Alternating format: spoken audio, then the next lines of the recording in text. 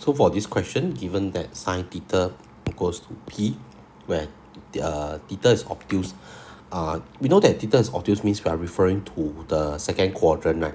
So this is your theta, right? And probably you are looking at the alpha over here, lah.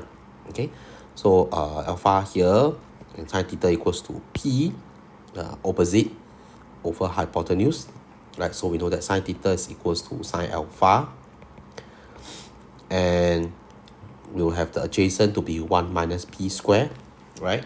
So this also tells us that this P likely will have to be positive, right? Because sine theta will be positive in the second quadrant where theta is obtuse.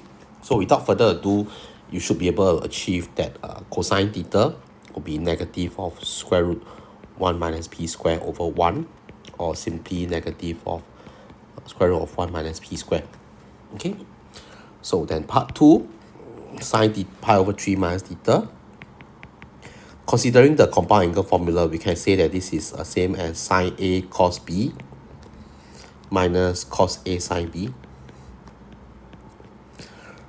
And sine pi over 3 would just be square root 3 over 2.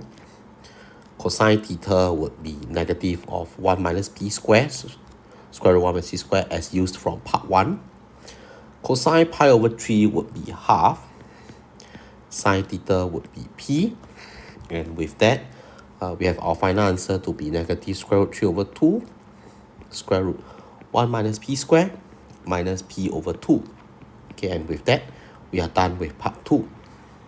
Now for part 3, we are finding sine square theta over 2. So this really brings me to think about the compound double angle formula.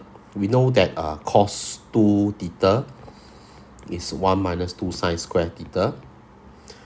Therefore, cos theta, if I just divide all by 2, right? I mean, the idea is that it's just a half double angle relationship. If this is 2 theta, this will be half of 2 theta. So if this is theta, then this will be half of theta, which is theta over 2. I can also say that sine square theta over 2 is the same as 1 minus cos theta over 2, just by manipulating this equation.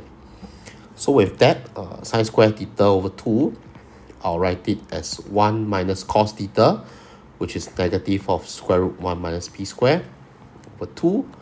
This gives me 1 square root 1 minus P square divided by 2. And with that, we are done with the answer.